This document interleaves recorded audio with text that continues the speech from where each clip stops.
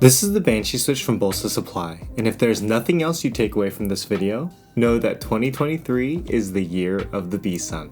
Yes, this is another BSUN switch review, and if my review queue is any indication, this is definitely not the last. But before you click away thinking BSUN is oversaturating the market, I just want you to remember that BSUN has successfully done what pretty much no other switch manufacturer has managed to do, and that's apparently completely take over the market by elevating quality while lowering the price. After all, content creators like myself are a reflection of the vendors that partner with us to get these reviews out there. And practically every switch that I've been sent for review in the last 2 months are BSUN switches. So without further ado, let's talk about the Banshees. Right after you be a good son and smash that like button.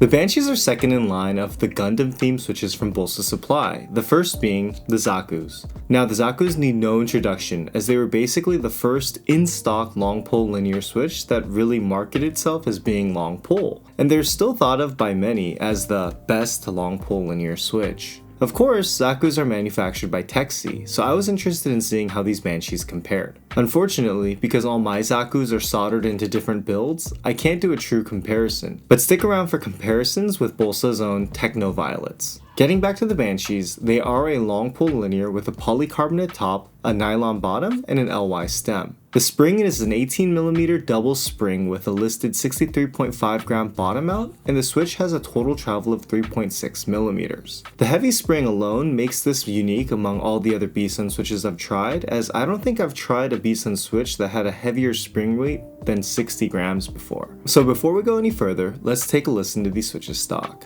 Here we go.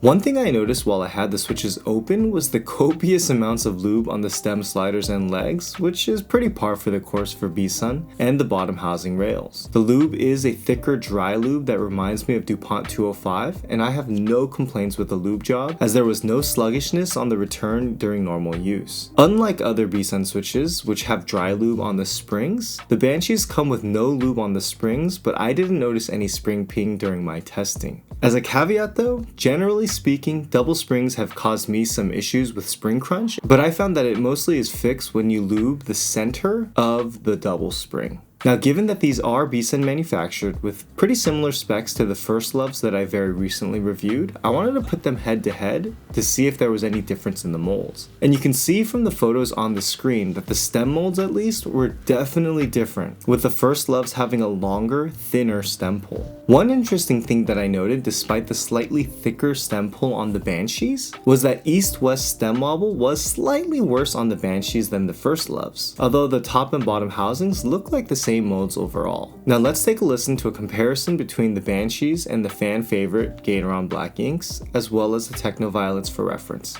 Here we go.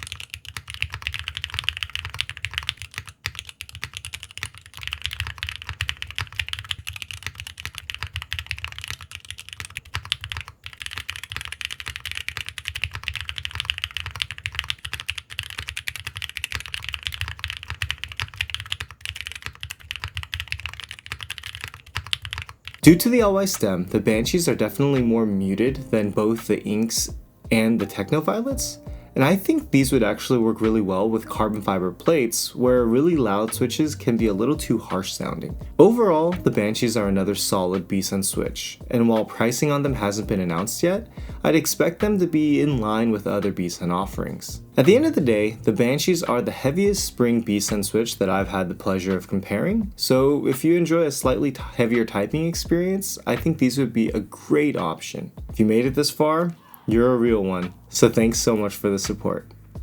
Check out some more keyboard content here. I'm MakerMods, and I'll catch you in the next video.